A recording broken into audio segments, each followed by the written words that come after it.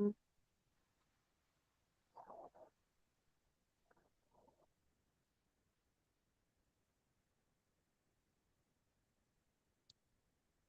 Krishna.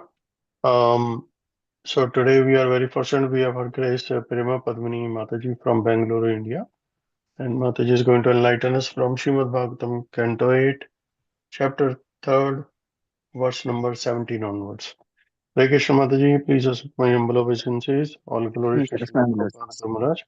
You may take over the call, Mataji. Thank you so much, Prabhu. Thank you. Hare Krishna. Om Namo Bhagavate Vasudevaya. Om Namo Bhagavate Vasudevaya. Om Namo Bhagavate Vasudevaya. Narayanam Namaskritya Naran Chaiva Narottamam Devim Saraswatim Vyasam Tato Jayamudirayet Nashtaprayeshva Bhadreshu Nityam Bhagavata Sevaya Bhagavati Uttama Shloke Bhaktir Bhavati Naistiki Mukam Karoti Vachalam Pangum Langayate Girim Yat Kripatamaham Bande Shri Gurum Dinatarinam Paramananda Madhavam Shri Chaitanya Ishwaram Om Ajnanatimirandasya Gyanjanashalakya Chakshurunmilitamena Tasmai Shri Gurve Namo Vishnupadaya Krishna Prastaya Bhutale Srimate Jayapataka Swaminati Namne Namacharya Padaya Nitai Kripa Pradayani Gaurakatha Damdhaya Nagar Gram Tarini Namo Vishnupadaya Krishna Prastaya Bhutale Srimate Bhaktivedanta Swaminati Namne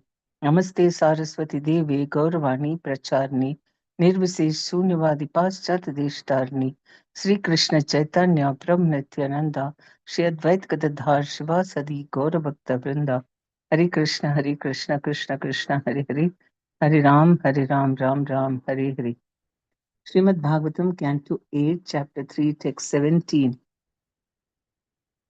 Madrik Prapanna Pashu Pasha Vimokshanaya Mukat Muktaya Bhuri Karunaya Namo Alayaya Swamshena Sarvatanubrin Manasi Pratita Pratyagdrishe Bhagavate Brihate Namaste.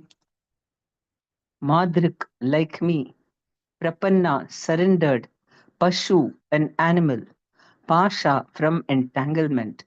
Vimokshanaya, unto he who releases. Muktaya, unto the Supreme, who is untouched by the contamination of material nature. Bhuri Karunaya, who are unlimitedly merciful. Namaha, I offer my respectful obeisances. Alayaya, who are never inattentive or idle, for the purpose of my deliverance. Swa Amshena, by your partial feature is Paramatma, Sarva of all. Tanubhrit, the living entities embodied in material nature. Manasi, in the mind. Pratita, who are acknowledged. Pratyak Drishe, as the direct observer of all activities. Bhagavate, unto the Supreme Personality of Godhead. Brihate, who are unlimited. Namaha, I offer my respectful obeisances. Te, unto you. Since an animal such as I has surrendered unto you, was supremely liberated, certainly you will release me from this dangerous position. Indeed, being extremely merciful, you incessantly try to deliver me. By your partial features, Paramatma, you are situated in the hearts of all living embodied beings. You are celebrated as direct transcendental knowledge, and you are unlimited. I offer my respectful obeisances unto you, the Supreme Personality of Godhead. Purport: the words Brit- Brihate Namaste have been explained by Srila Vishwanath Chakravarti Thakura. Brihate Sri Krishnaya, the Supreme Personality of Godhead is Krishna. There are many tattvas such as Vishnu Tattva, Jiva Tattva, Shakti Tattva, but above everything is the Vishnu Tattva, which is all pervading. This all pervading feature of the Supreme Personality of Godhead is explained in Bhagavad Gita 10.42. wherein the Lord says, Atava bahunaitena kim ghyatena tavarjuna vishtabhyaham idam kritsnam ekam shena stito jagat. But what need is there, Arjuna, for all this detailed knowledge? With a single fragment of myself, I pervade and support this entire universe. Thus, Krishna says that the entire material world is maintained by his partial representation. As Paramatma, the Lord enters every universe as Garbhodakshay Vishnu and then expands himself as Kshirodakshay Vishnu to enter the hearts of all living entities and even enter the atoms. Andantarasta Paramanu Chayantarastam. Andantarasta Paramanu Chayantarastam. Every universe is full of atoms, and the Lord is not only within the universe, but also within the atoms. Thus, within every atom, the Supreme Lord exists. In his Vishnu features as Paramatma, but all the Vishnu Tattvas emanate from Krishna, as confirmed in Bhagavad Gita 10.2. Aham Adir hi Devanam. Krishna is the Adi or beginning of the Devas of this material world, Brahma, Vishnu, and Maheshwara. Therefore, is described here as Bhagavate Brihati. Everyone is Bhagavan, possesses opulence, but Krishna is Brihan Bhagavan, the possessor of unlimited opulence. Ishvara Parama Krishna. Krishna is the origin of everyone. Aham Sarvasya Prabhava. Even Brahma, Vishnu, Maheshwara come from Krishna. Mattaha Parataram Nanyat.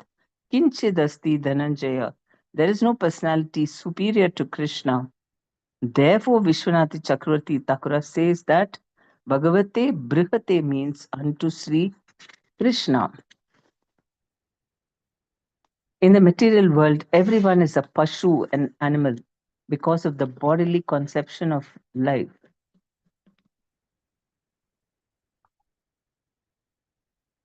Yasmat Yasyatma Buddhi Kunapetri Dhatuke Swadhi Kalatradishu Bhauma Ijya Dhi Yatirtha Buddhihi Salilena Karhichij Janeshva Abhigneshu Sa Eva Gokaraha.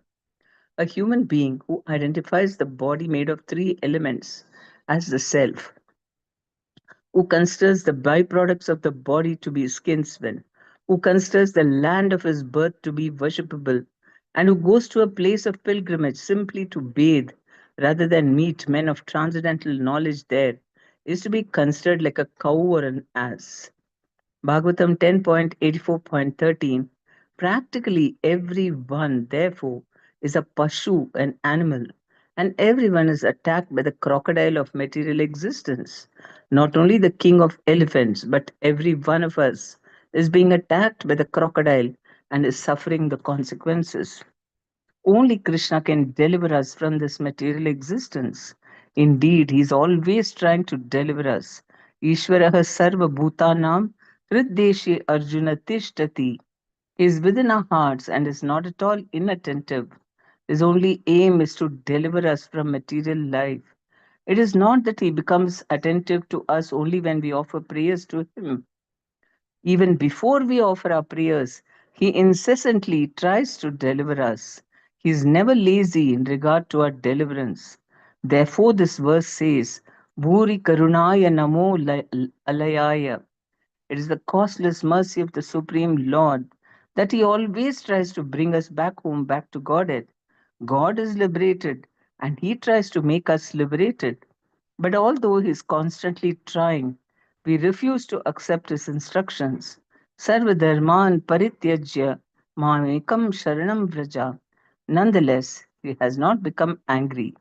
Therefore, He is described here as Bhuri Karunaya, unlimitedly merciful in delivering us from this miserable material condition of life and taking us back home, back to Godhead.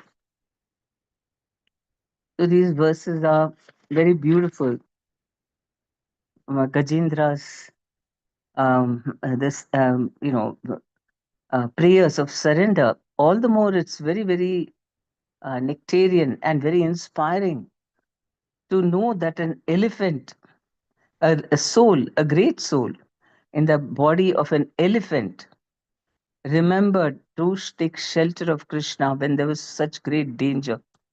He was the king of elephants. He had so many she elephants with him, and he thought he's enjoying himself on the banks of the river. He was, the elephants have a good time in the water because they can take so much water in their trunks and throw around, splash it around, and then they love to bathe in the waters. And then he was accompanied by so many she elephants, completely in the bodily concept of life. He really thought he was the elephant. And there's no difference between the animals and human beings who also identify with the body and think that they are the body. Especially human life is meant. What is the difference between animal life and human life? Human life is especially meant to understand our spiritual existence or spiritual identity. That is the only reason we get the human form of life. And if we continue to do whatever we did in the animal body, there is no higher awakening at all. They are also doing all other activities connected with the body, although less sophisticatedly. They are also doing that. They have intelligence, very sharp intelligence, to get food for themselves and to find a place to live, I mean, to sleep, and then to mate. They know how to find their partners. We struggle, but they find somehow, and it's easy, the animal life, to find a partner. And also for defending themselves or defending their territory. They are doing it as good as us. I mean, we also are worried about our security, and so we have an elaborate arrangement compared to animals, but it is the same mentality. The Dehatma Buddhi, or identifying with just preserving this body and feeling happy in the bodily existence. What is the happiness that the animal is getting? Because it is just there, hardly much activities, or only this gross activities. There are no finer things. Then they're just sitting in a place, not doing anything much. Only when it's required, they attack or do whatever. Then what is that consciousness which makes them so happy in that particular body that they don't want to give it up?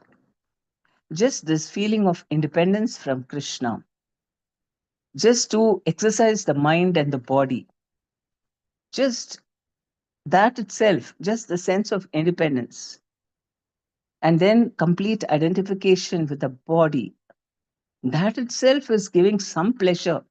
Nothing compared to the spiritual pleasure, but we are all seeking pleasure, either in the bodily platform or on the spiritual platform. We want pleasure, and pleasure is the nature of the soul. So, in spiritual existence, no one need to go after pleasure, because pleasure is constantly just overflowing in the spiritual world, because everybody is in the right attitude, right identity, and right activities. So there is complete flooding of ananda. And over here in the material world, because we don't have the proper attitude, and we are not, we don't have the right identity, and we don't have the right activities. And so it is nirananda. We don't have ananda. We have to strive to get some pleasure, which even animals are better placed, because they get whatever they're seeking it, but very easily they get whatever pleasure they seek. They already get it. But human beings, because of the little more developed consciousness, if you misuse that developed consciousness, then it becomes negative. Then it becomes competitive. It becomes all these negative traits like greed, envy, pride. All these things unnecessarily haunt the human beings, and so they can't think clearly or in a straight way. Why can't they be contented with whatever they have?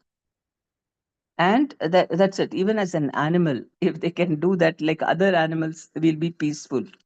Animals don't have big wars and all that. They don't unnecessarily harm somebody. They don't feel envious of somebody and think why they are enjoying. They may fight for, territory or for mates and all that. They also do, but that is just because um, that's how they are programmed. And it's not that, I mean, if there is, they want something and another person is also wanting that, then they attack. That's also bad. That's also a expression of envy and of a competition in this world. But human beings, even if they have everything whatever they require, still they don't want others also to enjoy. That is a very amazing trait, which comes into misdirected intelligence. The advanced intelligence is supposed to be used for higher purposes of realizing ourself, getting into the self realization mode, into the consciousness of being a soul. We have to work towards that. And how do we get that? Only through austerities. Because if we keep on indulging our body and senses, then we'll be in the bodily identity only. Only if you deny, we, in the other forms of yoga, like Jnana Yoga and Dhyana Yoga, the body is completely denied. The senses are kept to a minimum, means very minimum, and it keeps on reducing until you completely deny the bodily existence. And then, in a, what do you call it, in a very deliberate and um, mechanical way, one comes to the understanding that I'm not the body, because the senses are not working at all. Mind is also brought under control, and then the you realize the soul. So that means, what is the opposite of that is sense indulgence, which is the nature of today's world. Everybody is indulging themselves, everything to an extreme, and all because of this advertisements, and because everything is commercial and everyone wants to make a profit over, at your cost. So unnecessarily they advertise and make you buy all unwanted things so that they can become rich, and we foolishly fall prey to that, and then we become greedy more and more and more, which is the limit. And so people don't have any control over their senses, over their tongue is the root cause of all sense gratification. And from there, so the tongue is becomes very voracious and can eat anything, and they keep on advertising and making it so very attractive. And society is built on that, all kinds of social interactions, and and everywhere the commercial companies are just waiting to woo you and take as much of your money as possible. So with the result, we are just completely lost in material consciousness. How can you, when you indulge your senses in all possible ways, how can you understand you're the soul? You're completely acting on the bodily platform, then there is no chance of understanding that you're a soul. We are behaving worse than animals. Animals are more regulated. Everything they do according to a particular, pattern, only as much as is required, not more than that. They're not greedy. So even though they cannot realize their soul, at least there is no falling down. They keep evolving to higher and higher levels of consciousness automatically. But for human being, we are given the choice. Their choice is completely, they are completely controlled by material energy, which is controlled by Krishna. And so, because they don't have any independence, somehow everything is going on perfectly. The minute we are given independence in the human form, then that is when we go berserk. I can choose what I want. And we always choose wrongly. We want something which do because of ignorance. We think that we are the body, and so we think happiness means indulging the senses more and more and more, getting drunk, or eating as much as whatever you feel like. What can you do with the senses? How can there is only a limit to which you can get happiness through the senses. But then, since they don't know any other happiness, they think indulging the senses and the mind is the only way to be happy. And with the result, all the diseases and all the distresses come on the bodily platform. It's bound to happen. Why? Because our senses are so limited. And with old age or growing age, senses become weaker. Then how can we be happy then in old age?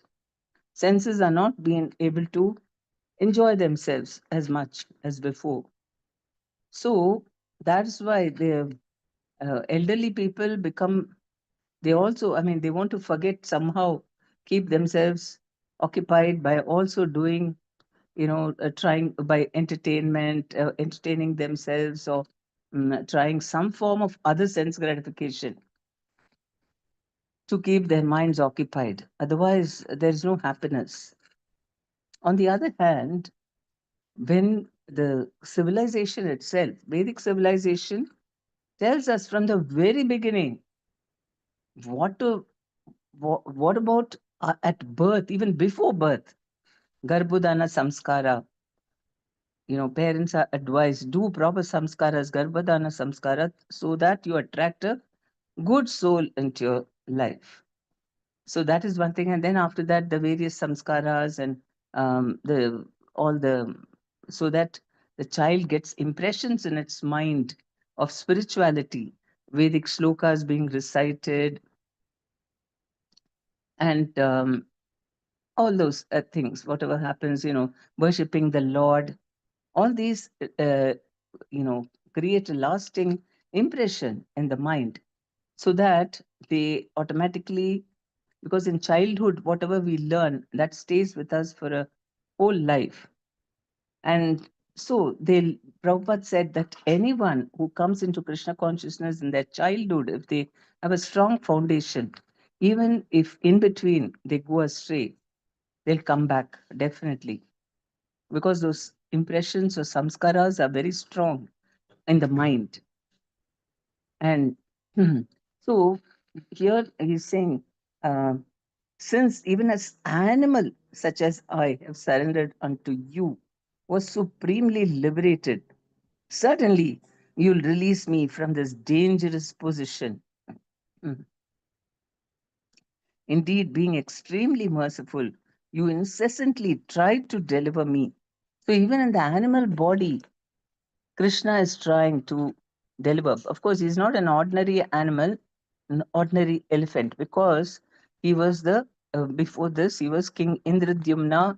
He had been a king and very, very pious king. And somehow, I don't know what, um maybe he killed an elephant. I don't know what he did, that he had to be born as an elephant. And in this body also, because of his advanced yoga practice, Krishna was, as the Paramatma, was guiding him, was giving him many instructions. He could know that. He was guiding him even in this elephant body, just like Bharat Maharaj in the deer's body also. Krishna was giving him various instructions. Um, the of sorry, he was remembering how, what a, I had given up everything in my material world. Is He had the whole earth. He was ruling over the whole earth, and it is because of him that our earth got the name Bharat Varsha. Otherwise, before that, it was called, sorry, Bharata Varsha, and before that, it was called Ilavrata Varsha. So, because of him, he was such a great king, and he had a very nice family, very nice children, and all that. And he gave it all up as if it was nothing. And he went for the process, perfecting the process of self realization. So advanced he was. He was already in the Bhava stage, where, having love for Krishna. And because of a slight inattentiveness, where we have to be so careful in spiritual life that you should not become attached to anything at all, which is an obstacle in our spiritual life. And the deer cub was an obstacle in his spiritual life because it was constantly coming and playing with him when he was sitting to meditate. And all the time, his mercy was being evoked, but it was kind of misplaced because um, it was for the body of the deer. He thought, oh, it's a child, and how will it survive? Its mother is not there. He should have consulted some Vaishnavas and what to do, how to what to deal with it. Somehow he didn't consult, and he thought that he was doing the right thing, and then he repented for it in the deer's body. That I just became attached like that. Very, very careful. See how Maya tries to enter. Such an advanced devotee was already in the bhava stage, and the slight Maya knows where to attack. This slight uh, propensity for attachment was there, or and so material attachment, and so she entered that by bringing that deer into his life, and he fell for it. I mean, of course, Krishna would definitely protect, but he made him an example for us. It's a very good example how we get a next life, and then we carry our consciousness forward, and also whatever at the time of death we think of, that's what we'll be born as. All these are very, very, I mean, strong examples. So we know it is true. It has happened in history. If they went back to God, I mean, we normally, though we hear in the Shastras that whatever you think of, that's what body you will get. But how do we know? What proof is there? Now, Bharat Maharaj's life is a proof for us. So, Krishna makes examples of his devotees. So, he may have come for that purpose. But nevertheless, we can see how little inattention in spiritual life is so dangerous, especially as you rise higher and higher. Then the tests become even tougher. A slight inattention also can cost you a great deal. When you are not so advanced, so many mistakes you'll be making, but nothing will happen. You'll still be in spiritual life. But when you go higher and higher, then the tests become more severe. Even one little mistake you do, that is very noticeable. When you make lot of mistakes, nothing is noticed. Yeah, yeah, it's okay. Then that happens. Everybody will just um, not think too much about it. But when someone is very pure, almost pure, and they make a mistake, then it'll be like it'll be the talk of the town because it's not expected of them. They're so pure. So that is why we have, and Maya Devi is very clever in making anybody fall if they are inattentive. And so here we can see that the same reincarnation thing of how a king became an elephant, and but his consciousness was intact. He was still remembering who, and at the right time, when he was in acute distress, that time he forgot all about his body and he was crying out to Krishna. He forgot that he was an elephant, and at that time, actually, the mind has got everything stored up in the subconscious. And so, this prayer which he had learned in his previous life was also there. And that somehow he recited all this, what he had learned in his previous life. Otherwise, in this elephant's body, what he would have learned. But that previous life's memory, Krishna says, from me comes knowledge, forgetfulness, and memory.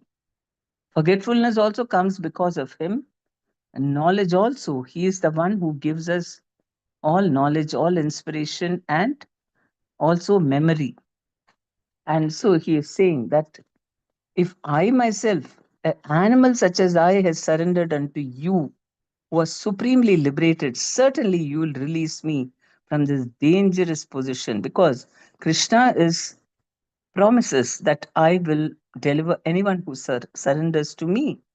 And how kind, how very touched the Lord will be if an animal It's so difficult to surrender from an animal's body. And that's why Krishna put him under extreme difficulty, that his leg was caught by a crocodile. And what is here the crocodile compared to? Um, Prabhupada is saying that um,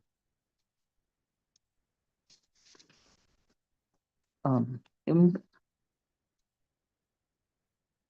crocodile, everyone is attacked by the crocodile of material existence. Practically everyone, therefore, is a pashu, an animal, and everyone is attacked by the crocodile of material existence. Until then, until something like a crocodile attacks us, we are in a dream world thinking this material world is quite nice, nothing wrong with it. I'm enjoying myself and I'll leave my body and I'll go back to Godhead. So, what happens? The, in order for an elephant to realize the precariousness of material existence and to take such complete shelter of Lord Vishnu, then how much acute misery he should have undergone to be able to remember his past life experience of the Lord and to surrender unto him. How many years of suffering! The crocodile was catching hold of his leg, and all his near and dear ones could not help him. They were helpless. Then he realized, I'm all alone. And at that moment only, the truth hit him. I thought that I'm very strong, first of all. I myself am the king of elephants. I am very strong. And then I have so many people with me. A herd of elephants are my friends. So who can do anything to me? I'm a very powerful animal, and that's it. And but Krishna can show the truth even to such a so-called strong person. What happened? He one crocodile which was stronger than him caught hold of his leg in the water.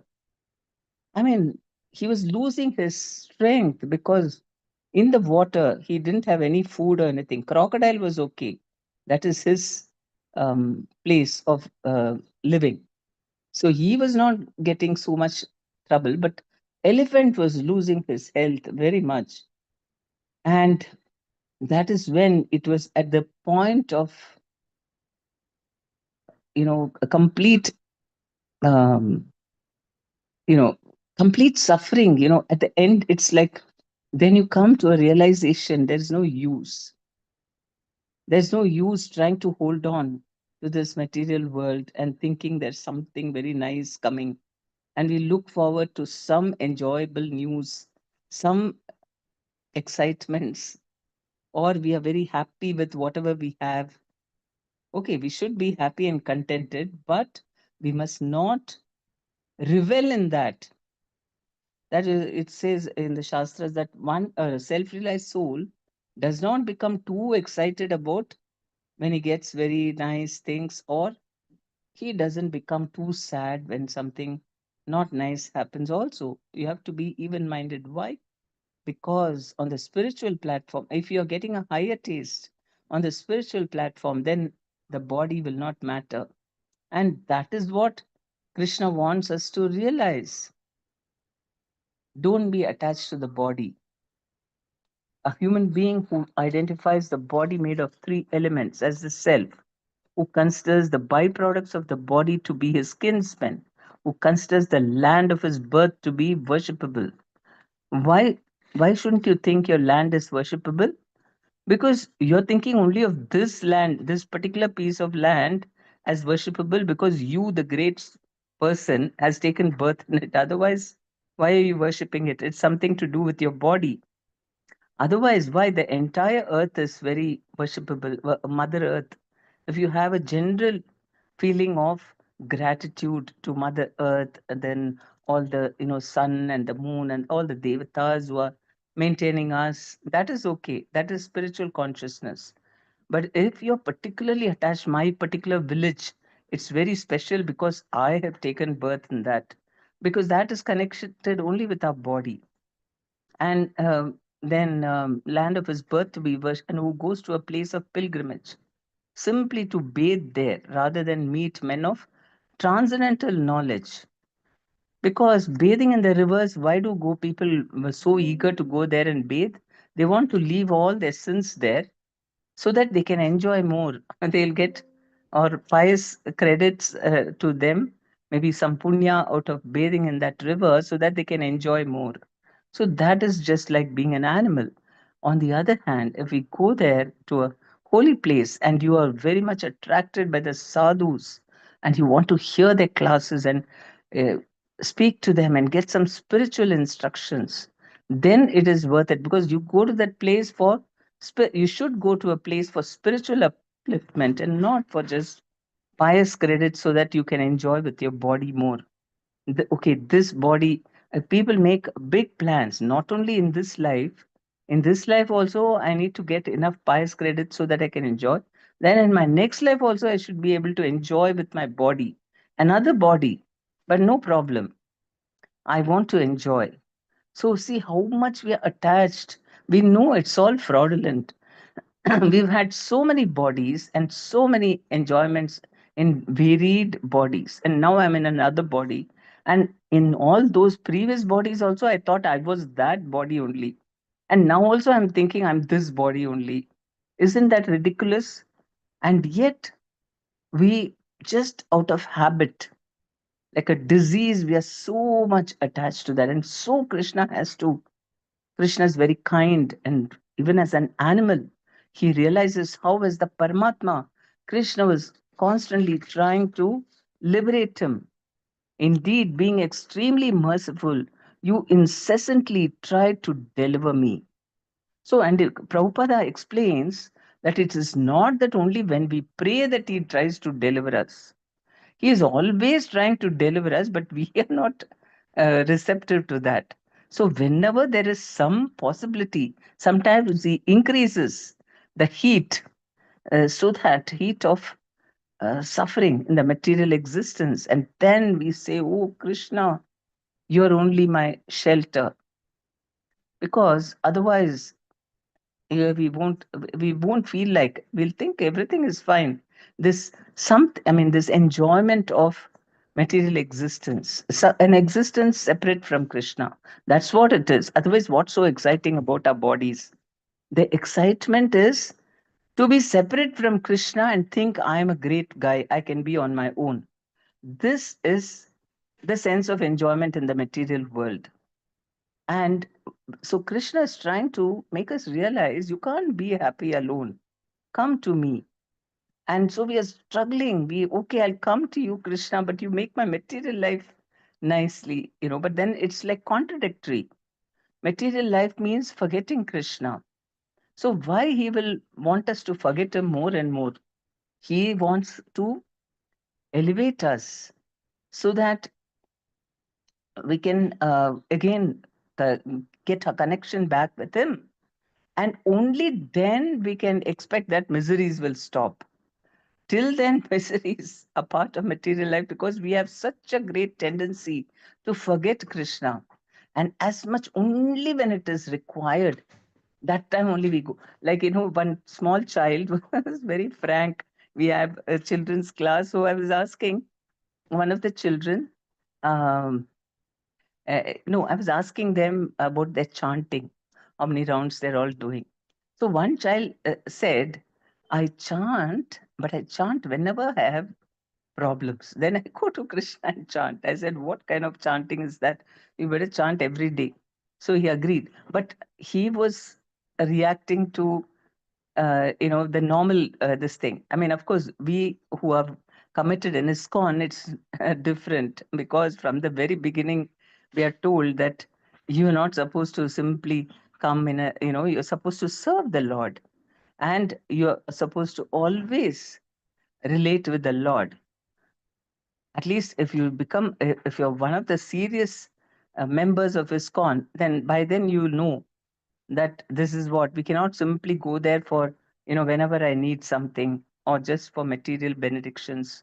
Then only the very, irregular people, or who are totally, I mean, still don't know much about ISKCON, they are the ones who may maintain that consciousness. Otherwise, if you start reading, if you listen to lectures, read Prabhupada books, and then you start chanting, and chanting makes us feel better and better to, because we're associating with Krishna. And so it's difficult to forget him. Oh, today I chanted, I feel so happy. Then the next day, oh, I didn't chant, but I'm not feeling happy. So that makes us become addicted to chanting. So Krishna attracts us like that. But um, so how Krishna is, I mean, in the purport, Prabhupada says the words Brihate Namaste have been explained by Srila Vishwanath Chakravarti Thakura. Brihate Sri Krishnaya. So he is very big, Brihate, um, because he is the one, he's all pervading everything. Krishna says entire material world is maintained by his partial representation as Paramatma.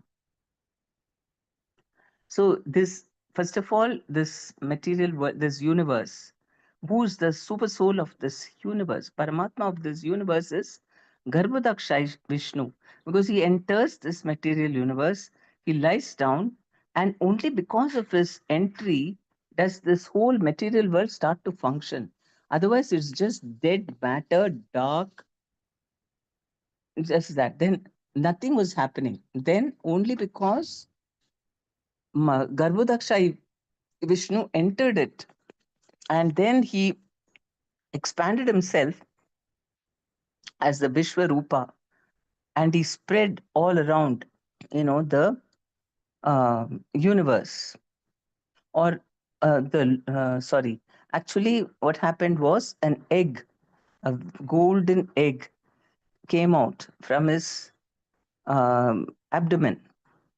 Maybe, and then he entered that and he spread himself all around as the Vishwarupa, and all along with all the elements, the five panchabhutas, and then the uh, subtle body, I mean, what's that object, subtle objects of those panchabhutas, that is, air means touch, um,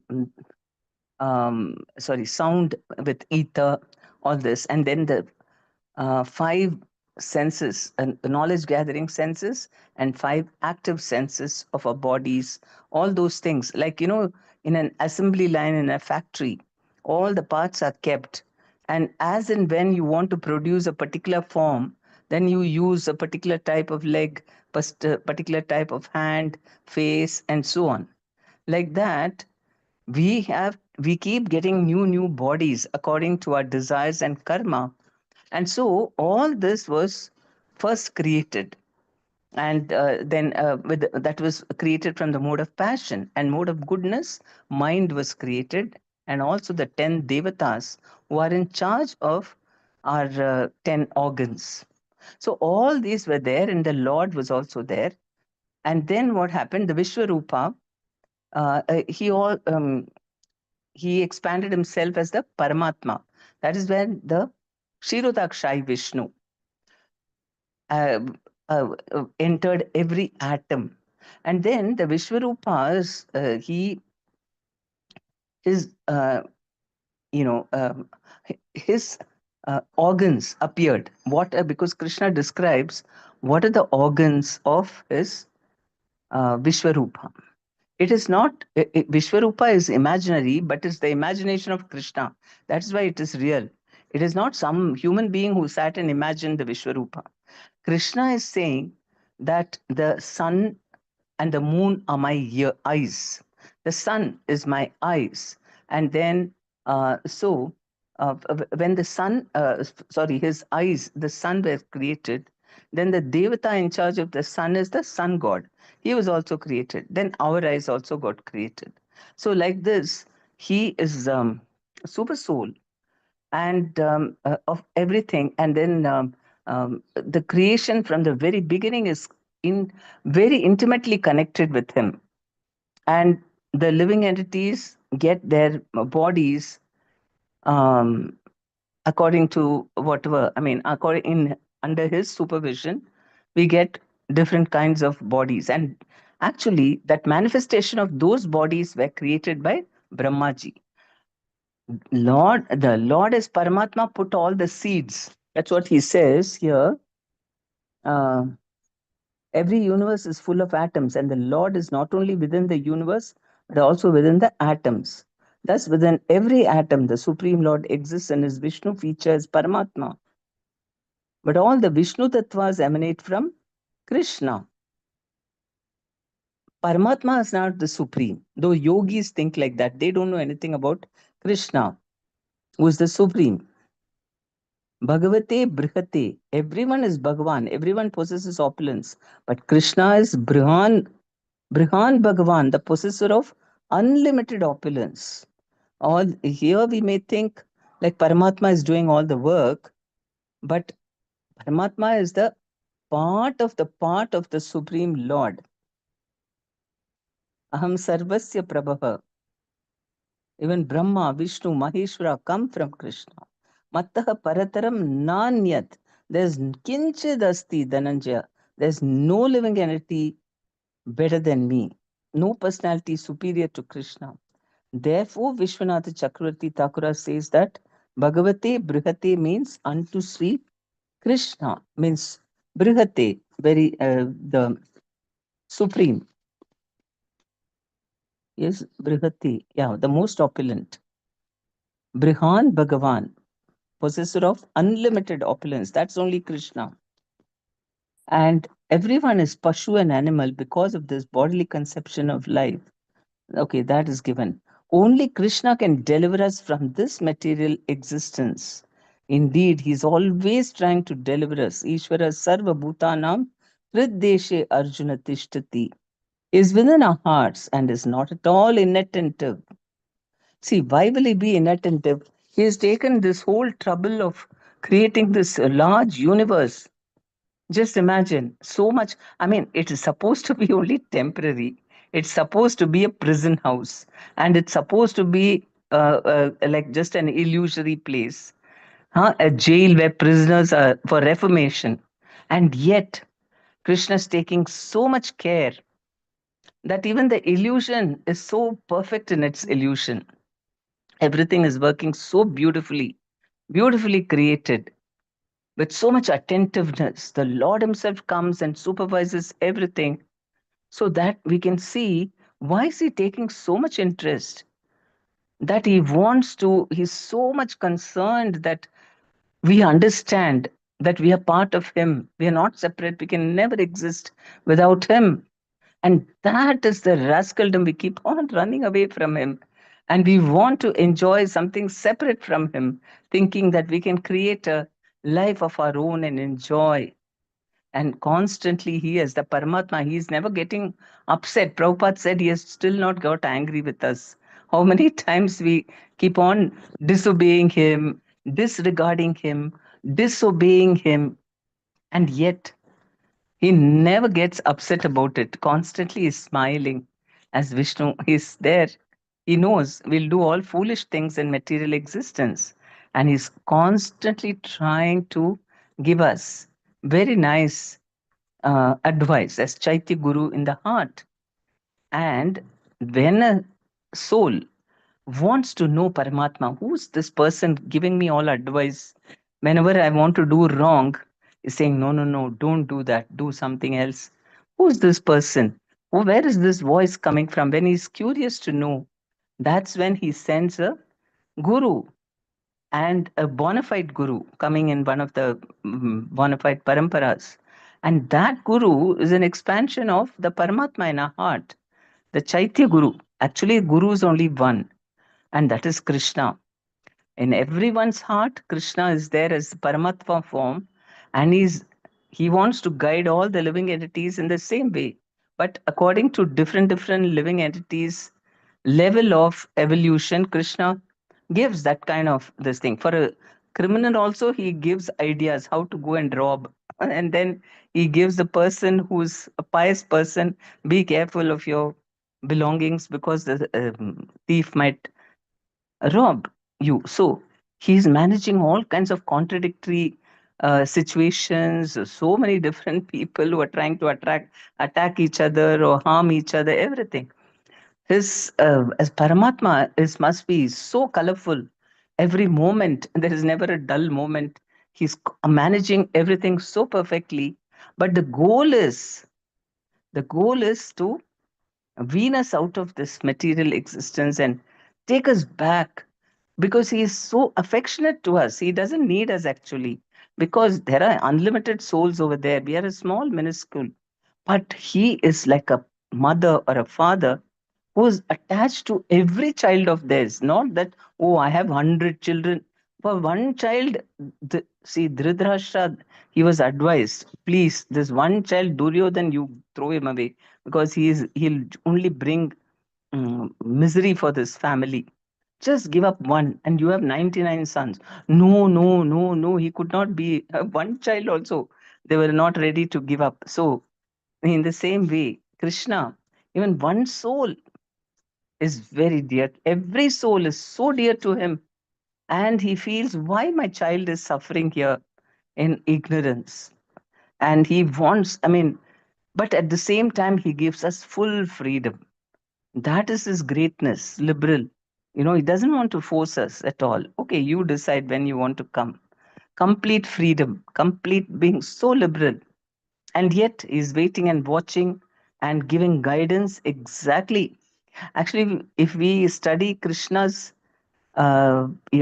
psychology, how he deals with us, we'll know how to deal with teenagers and other, how to, or even new people, how to guide them, because we have to be so careful. We have to give people their freedom. We cannot force anyone to be Krishna conscious, nobody, because Krishna is giving that freedom. And at the same time, we have to also attract them to Krishna consciousness. But of course, the devotee is even more merciful than Krishna himself, because they know what Krishna wants and they take more trouble, because externally they can see us, right? We can see each other. So we can talk and a person can understand. Krishna is the Paramatma, but no one wants to hear him because he is spiritual, and um, they cannot hear him. But in the material body, we can see that is what a guru, also a bona fide guru, is. We feel more comfortable relating with him because he's in flesh and blood.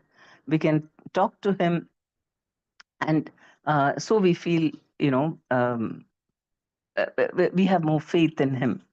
So in the same way, preachers, because they can go more close, live closer with them, and understand and able to convince them. That is the work of Krishna. Krishna uses all his parts and parcels to attract all the living entities back to him. He is never lazy in regard to our deliverance. Because what other job is there in this material world for him? He has no enjoyment in this material world. This is the fantasy world. It's like, you take your children to the theme park, maybe Disney World or something. And over there, oh, okay, an adult, okay, it's fascinating for the adults also, but how long you like it? I have not been there, but okay, all the cartoon characters and all, how long an adult, especially a devotee, will not have much attraction for all that. But the child might get so enraptured. I want to stay here only. And for some time, it forgets about the home, parents, everything. So it's like that. And then, but you hang around there, you have no interest in looking at it, but you're waiting for the child to get fed up of it and say, okay, let's go home. It's like that. The Lord has no interest in this material world. He's created this for our sake. So he is not at all inattentive. He is within our hearts and is not at all inattentive. His only aim is to deliver us from material life. It is not that he becomes inattentive to us only when we offer prayers to him. Even before we offer our prayers, he incessantly tries to deliver us. He is never lazy in regard to our deliverance. Therefore, this verse says, Bhuri Karunaya Namo Alayaya. It is a costless mercy of the Supreme Lord that He always tries to bring us back home, back to Godhead. God is liberated, and He tries to make us liberated. But although he is constantly trying, we refuse to accept his instructions. And what is that sarvadarman parityajya mamekam sharanam vraja? That much of surrender in all circumstances. He is the only person for whom we should do all work, whatever he decides. Sometimes we lose faith because he is not doing according to what we think is good for us. And we get very upset with Krishna. How can it be? Why you're not, you know, taking care of me? But maybe that's not good for our spiritual realization, and Krishna is doing that. So we have to have complete faith in Krishna and what is his ultimate desire for us. And we have to go according to that, surrendering to him. That's what he wants. And in the spiritual world, everybody is surrendered to him. Nonetheless, he has not become angry because we refuse to accept his instructions. Prabhupada is saying he has not become angry. For so long we've done that. Therefore, is described here as Bhuri Karunaya, unlimitedly merciful in delivering us from this miserable material condition of life and taking us back home, back to Godhead. We know how difficult it is to make one devotee who's proper, who will chant 16 rounds and follow all four regulative principles, ready to be initiated and do sevas. So difficult to make devotees. Then to actually take them back to Godhead is even more difficult. So Krishna is very patient and is unlimitedly merciful. That we cannot realize in the when we are conditioned. We think God is very, he's so strict. He's always trying to punish us. Why does he give all this karma and especially even for devotees, you make a mistake immediately. There is a knock on the head, and then you say, why is Krishna so severe on me? He is supposed to be most merciful. Why can't he just forgive me? And so many we may have from time to time when we are affected by certain situations, which doesn't happen the way we want it, and we feel that God has not been attentive to my needs. But it's not true. God is very attentive and He wants us to go in a particular direction. And we have to always have that as the focus. Then only we'll understand why He is doing what. Because our goal should be the same as what is Krishna's goal, which is spiritual, which is to go back to Him. If that is also our goal, then we will easily follow whatever Krishna says. Sometimes we may also desire other things. That's natural because Krishna gives independence to everyone. But a pure devotee, even if he has some desires, if Krishna desires something else, then he'll immediately change. It's not that we become like zombies and we won't have anything of our own. We may have different ideas. Krishna allows us, but we have to check it out. Krishna, are you okay with it? Okay, you're not okay. Okay, I'm ready to give it up. That's all. Anything, attachments, ideas, or activities, whatever it may be. Does Krishna approve of it? That's it. That is the only test. That means we love Krishna over and above everything else. That's all. You can be attached to so many people, but Krishna, I'm more attached to Krishna than anyone else. And if Krishna says, no, no, you have to do like this only, and other people are all against it, I don't care. I'm going to follow Krishna. Let the whole world abuse me. I don't care. Krishna wants this way, I will do it. That is all. That is all, but that is difficult unless we love Krishna completely. We understand that He is the only person whom we can completely take shelter of, which this Gajendra has realized now. There he was wandering around thinking, oh, I'm a big guy, I'm a big elephant with a big herd of elephants around me. Nothing. And in the moment of when he was really attacked by the crocodile, then he came to his senses. The only person, my only friend is Krishna. That from the beginning only, if we surrender, then we don't have to go through. Krishna doesn't have to go make us go through all these difficult situations and then come to realization, oh Krishna, there's no one else but you. But what to do? The more we are disobedient and but we are sincere, then Krishna, if we are sincere, and yet we are attached. Then Krishna does this little bit of smacking here and there so that we come to our senses. And we should be very grateful to Krishna for that. Because what is it that we are aspiring for? Going back to Godhead. Is that easy? It is most difficult. In fact, it's unheard of that in one life only you can go back to Godhead. We just started Bhakti Yoga, and in this life only we can go to back to Godhead. Is it not a wonderful thing? Is it not so difficult? What in other yugas people did austerities for thousands of years, and here we do just for a few years, and that too something we do, and not really like those days, how full attention, full concentration, fully surrendered, always meditating on the Lord only, Paramahamsas. Are we able to do that? And yet, Krishna, Chaitanya Mahaprabhu, as Chaitanya Mahaprabhu is so merciful. Something we do, this four regulative principles, Prabhupada said, just chant Hare Krishna and follow the four regulative principles your whole life. I'll come and take you back. I mean, to do that, you have to be engaged in some service. Otherwise, we won't get the taste. Simply, it's not that theoretically we can do all these things without doing seva, to devotional service to the Lord. So, if we do that, then we become eligible, even though we are not, Prabhupada said, try for 100%, but even you're only 70%, I'll come and take you back. 70%.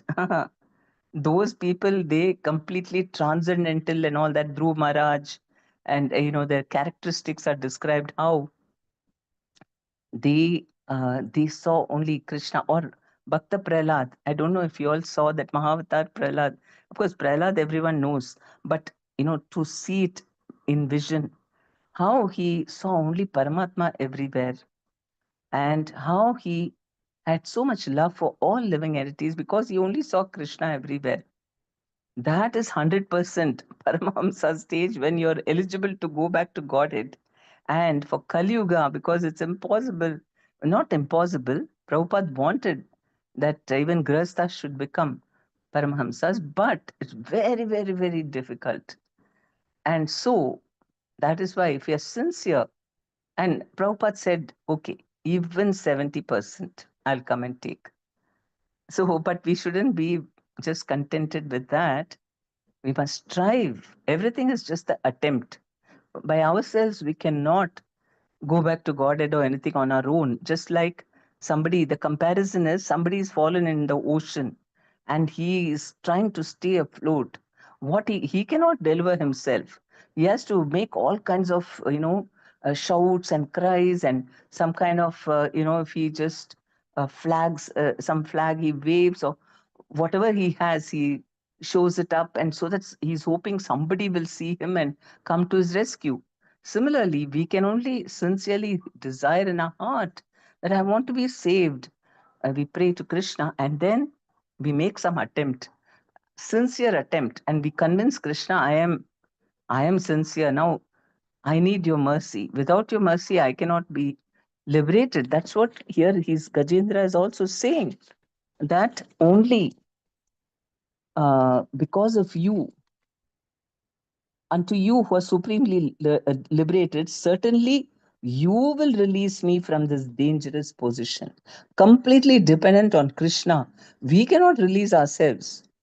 Only by trying, we have to convince him that I tried my best. Then it's up to you. Now Krishna will definitely then do all the rest. We have to just show, all what we are doing is simply to please him. Then if he is pleased, then only it will happen. We may think I'm doing a lot, but Krishna should think like that, or Guru should think like that. Yeah, you really tried your best. And then, even if it's not, even if you're not perfect, if they are very happy with us, that's it. We get our passage back home, especially in Kali Yuga. It is far easier. That's why even all the demigods and even all the, you know, um, sages and all in the upper planetary systems, they say, oh, it's a wonderful birth in Kali Yuga to be born as a human being because very easily we can go back home, back to Godhead. They cannot, but we can from this earth very easily go back home, back to Godhead. Just chant Hare Krishna. That's it. Do some seva, and that's it. Without and very quickly. Not that in other ages you have to live long life and do so much tapasya.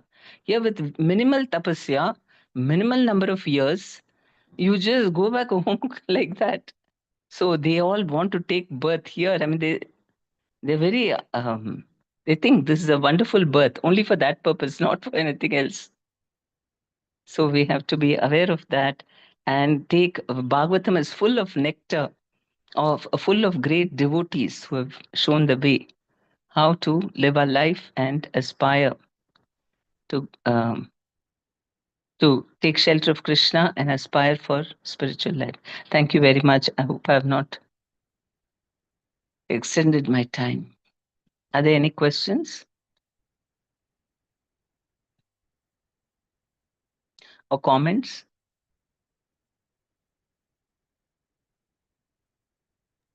Hare Krishna Mataji, Madam Pranam to you and all the devotees on the call.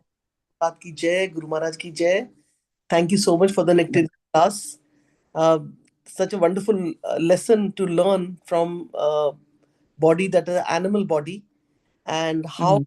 I feel that spiritual life is important. Like we say, whatever we do is never wasted. So Gajendra is really an example.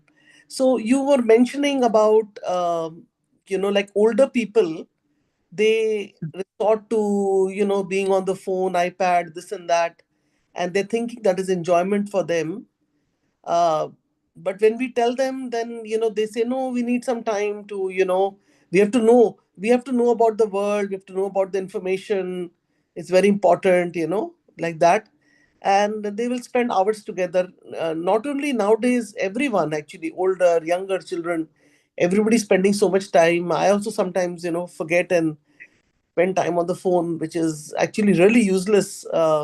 Maya has come in this form. So how No, we you make them the elderly people. And the youngsters, everyone actually, but especially the elderly. You tell them listen to all the lectures which is available or bhajans. hmm. Only there is so much. No, all over the world there's so much devotional thing happening. You put your mind on that. That is your eternal for your eternal benefit. But of course, if whole life they only lived with their senses, that's what it's very difficult. That's why you have to at least little by little tell them, okay, chant one round, okay, and then listen to Bhagavad Gita every day, a little, and then only you can't suddenly overdose them because whole life they only lived with their senses, animal life. So suddenly in the old age you cannot develop these things. Very rarely some people feel inspired like that. Otherwise they become set in their ways, attached to their body, their mind, and all that.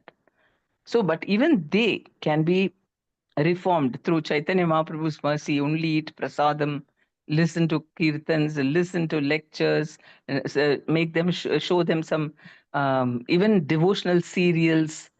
Okay, you want to watch something YouTube or movies? Watch devotional films,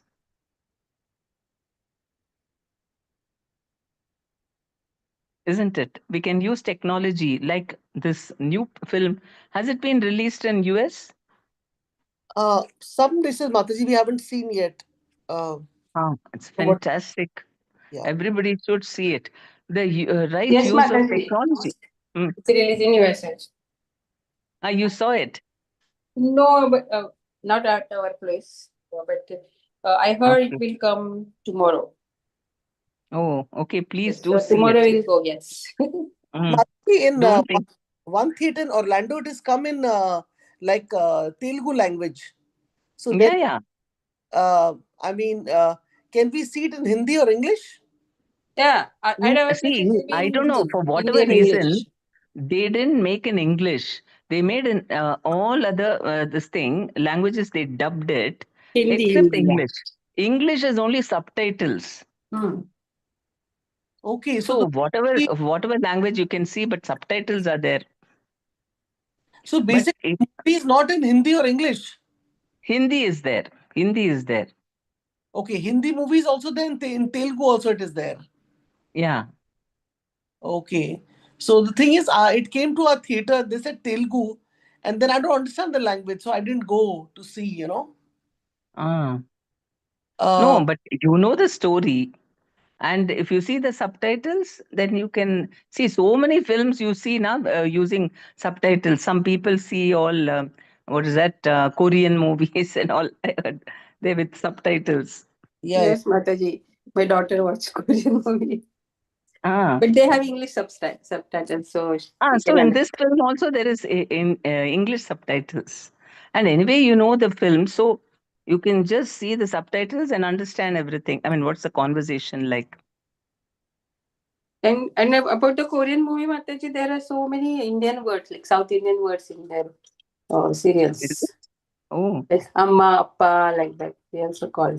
acha, they translated it. I mean, the No, subtitles, no, it's called. actually they talk Amma and Appa for their mom and dad. Really? How come? Yeah. Yeah, before everything was in India, India Sanatan Dharma, right? So Oh, now acha, acha, the like that. Ah, continentals, this part, like this mental, mm. and then people moved. Yeah. What? People? People like before the earlier the people moved to other places, right? Ah, So yeah, yeah. that Okay. before many years. Yeah, Mm. sorry. I just wanted to clarify. So the movies in Telugu, we have to see it in English subtitle. We can read the English Ah, and movie oh. in Telugu only. It won't be in like other versions. I didn't understand. Telugu, it's dubbing in Telugu. The O- same movie. It's Okay. dubbed in Telugu. So dubbed in Telugu means? I don't know. Originally, maybe they spoke in Hindi. No, it is all this thing, no, artificial AI. So uh, it's all lip, this thing. So it's all different people would have recorded it. And that is what is being, dubbed means it's included. That sound is played when showing the film. Okay. So then the sound could be Hindi, English, Telugu, like that. Yes. Okay. So we have to find out, like, ideally, I mean, it'll be good if we see it in Hindi or English. The Yeah, language. Hindi is good if you because you can also hear, and if you have some doubt about and not, you haven't clearly heard some word, you can see the subtitle and find out. Yeah. I was thinking like the language, because of language I didn't see. Okay, Mataji. I think shortly it should come everywhere now. I mean, slowly it's coming everywhere, but because in America people will not see unless it's in English. Yeah, I don't know why they didn't do in English. I'm really surprised because we are even for devotees, international society, all over the world, people will want English. I don't know why they didn't do it. They have done it with a lot of effort, right mood to reach out to the whole world, but I don't know who told them why not to do in English. I really don't know. They can dub in English also. I don't know. Yes.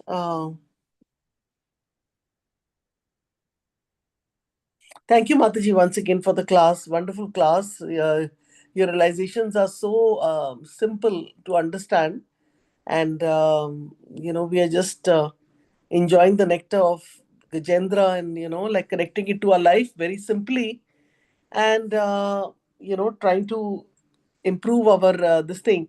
And one more point that you mentioned was very nice, that when a person is moving up in spiritual life, Maya has a more attack. If a person is Hmm. lower, then he's reached that stage, but as we move, then Maya will attack more and more. So Yeah. I mean, it's that should so we should know this fact and not get discouraged. That's what I'm right. Yeah. And we should be careful also for ourselves. Yeah, Mataji. One more thing. Sometimes they say that say person is saying bad about someone, right? So Hmm. what happens is that the other person gets their good karma, and the person Ah, who who's talking bad, the other person's bad karma goes there, right? Yeah. Heard of this? Yes. I've heard this so many times. So I just Mm. wonder, like, if a person is finding fault or saying something negative, then that person's actually transferring good karma. So that way we should think that yes, the more the other person says bad to us, insults us, it's a good thing, because Yeah. the other But person. we should not have false ego for that.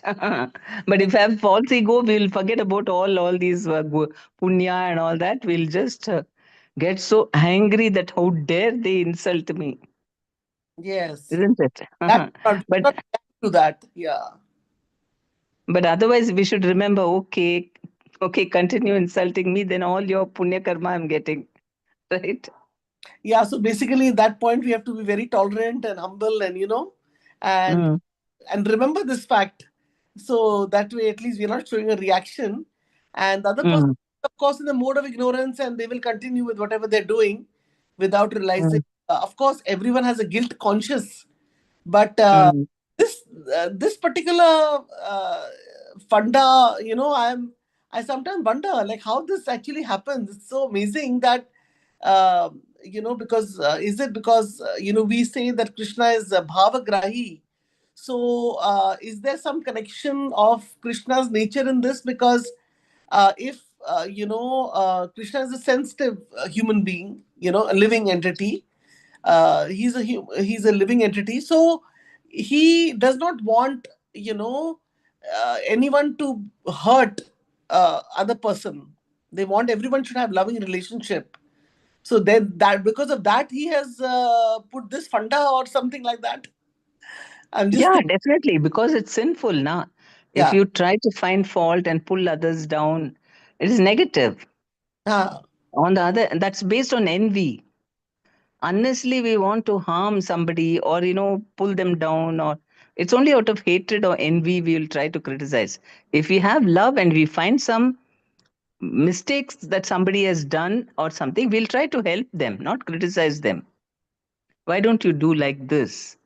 Or we can very humbly say it will be better like this.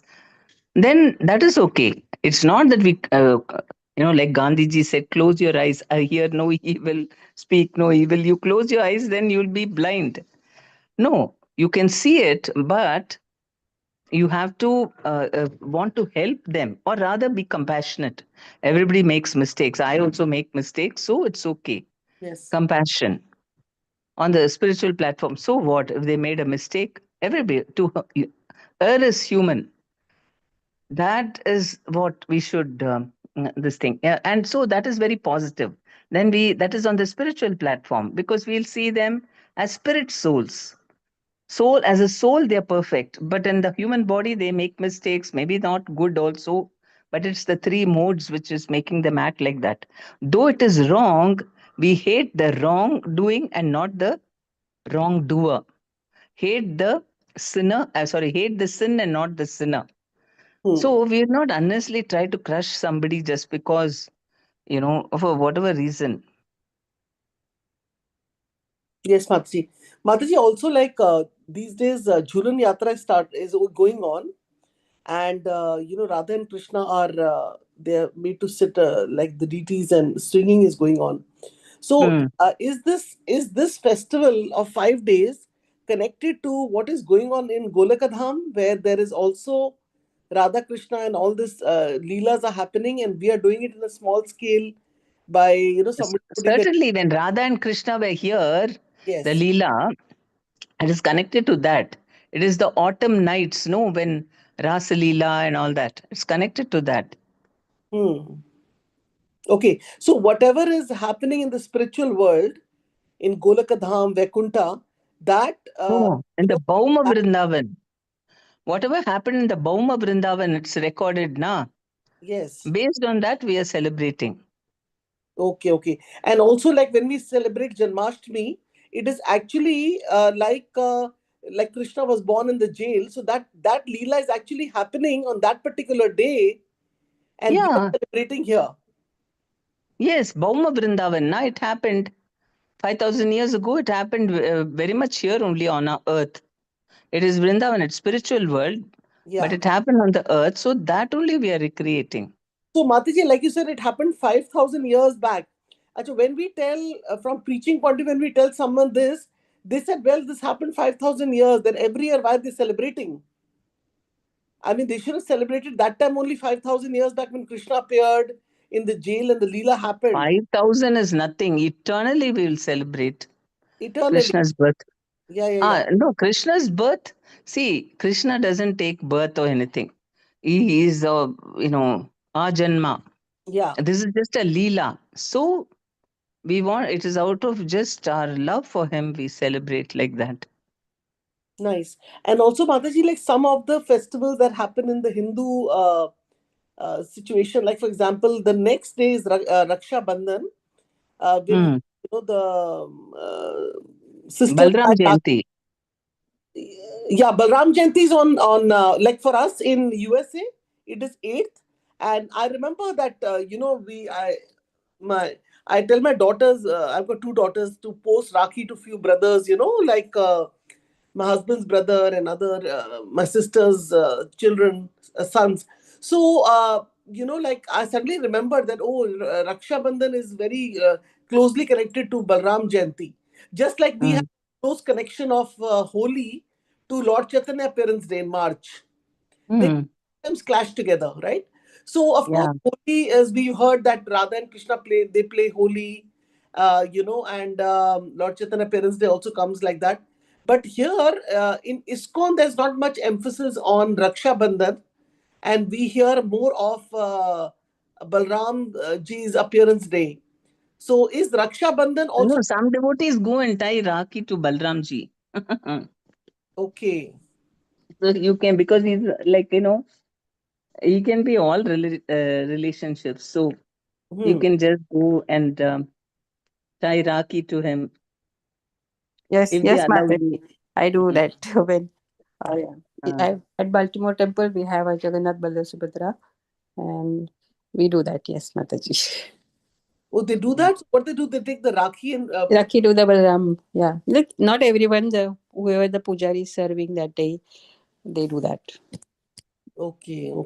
Otherwise, I was thinking, is there Radha Krishna's Leela involved in Raksha Bandhan? Maybe there is. Yes, Krishna and Draupadi.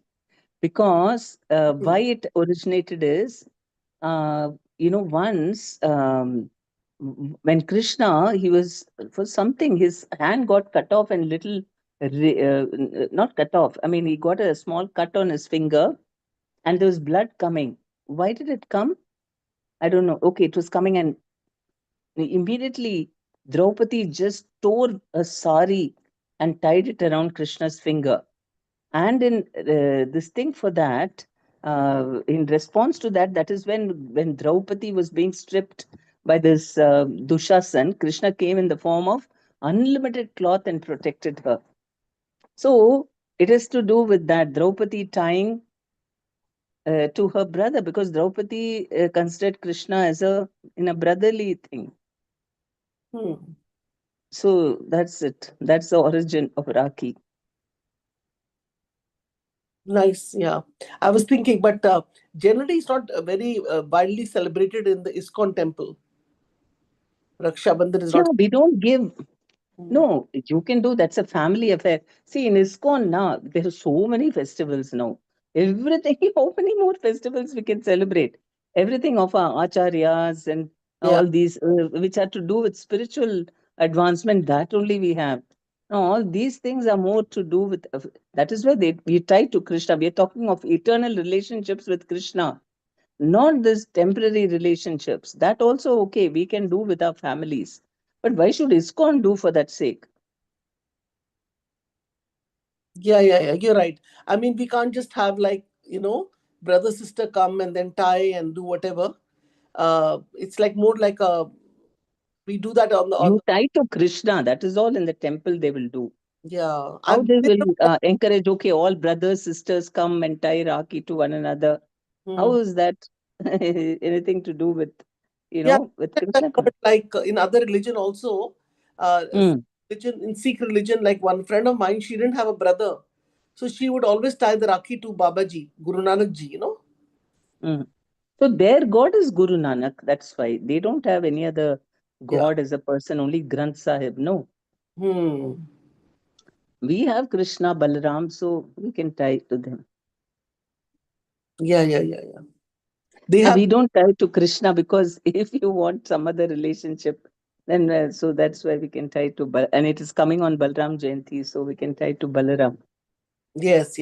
So Mataji, you just mentioned about the Granth Sahib is basically in the how you interpret it is like basically in the Sikh religion, they have a book that worship. If you go to the Gurdwara, they'll be with camera to the book, and you know, like lots of they do the reading, they sing from the book, and then they close it, cover it, and you know, nice cloth they put on top like that. So basically, of course, there's no DT seva, but for them, the reading the scriptures, Guru Granth Sahib is the main thing, right? Yeah.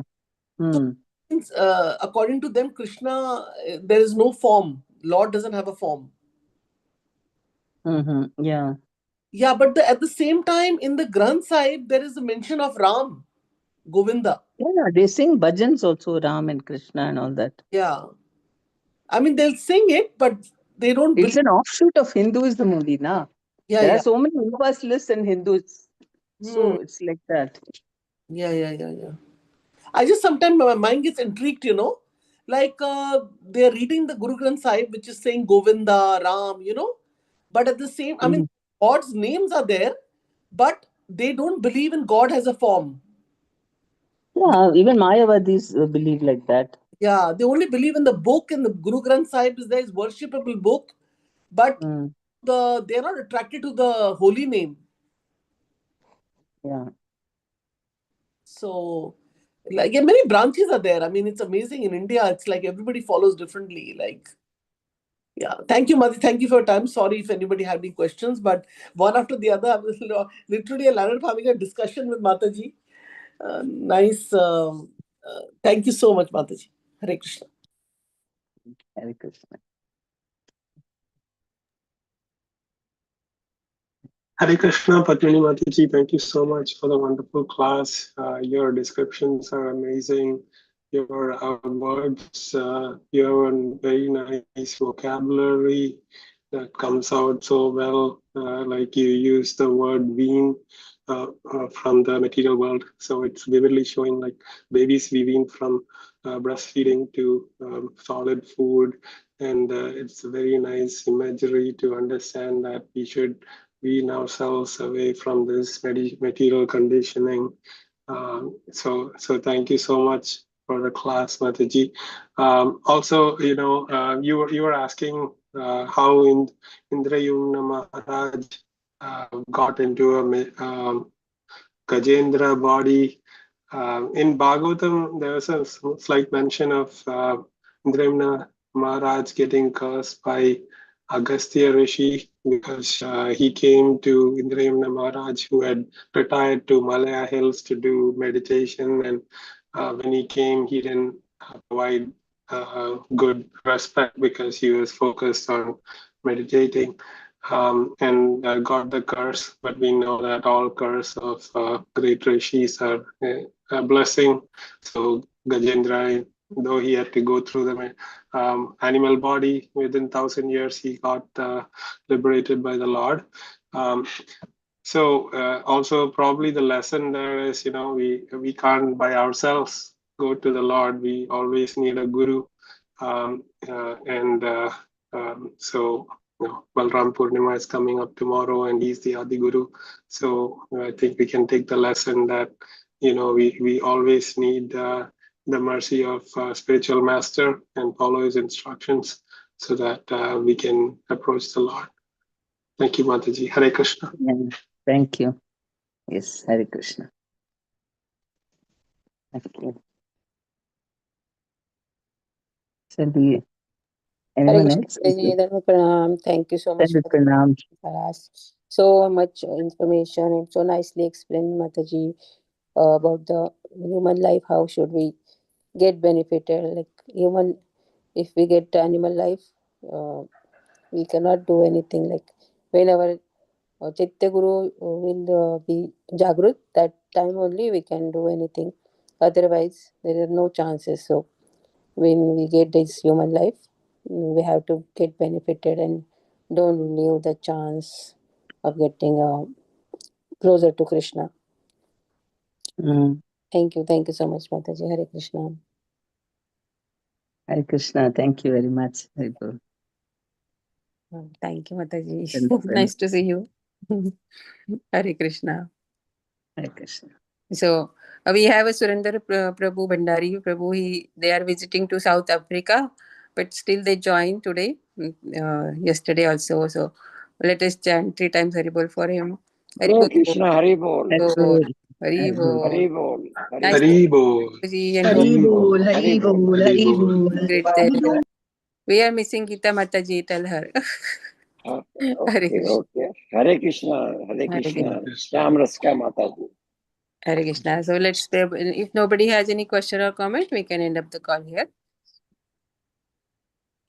Mataji, one more comment is Krishna got a cut on his finger, I think, when he sent the Sudarshan Chakra to kill Shishupal in the Rajasuya Yagya. And when it came back, he manifested like blood to show Draupadi's devotion to him. She was the only one who ran, tore her sari to die. Okay. Okay. That is the time, is it? Okay. That's what I forgot when exactly he got his finger, this thing cut. Okay. And the Sudarshan Chakra came back. Okay. Thank you for sharing, Prabhuji. Hare Krishna. Yeah. Hare Krishna. Hare Krishna. Vancha kalpatarvasya kripa sindhu Patitanam pavanebhyo Vaishnavebhyo namo namaha. अनंत कोटि वैष्णव Ananta की Koti जय Vaishnava हमारे दास ठाकुर की जय श्री प्रभुपाद की जय भगवत भागवतम की जय हर ग्रेस प्रेम पद्मिनी माता जी की जय Jai. Thank you so much माता जी हरे Krishna Hare Krishna, Hare Hare Haribol. Hari बोल Haribol.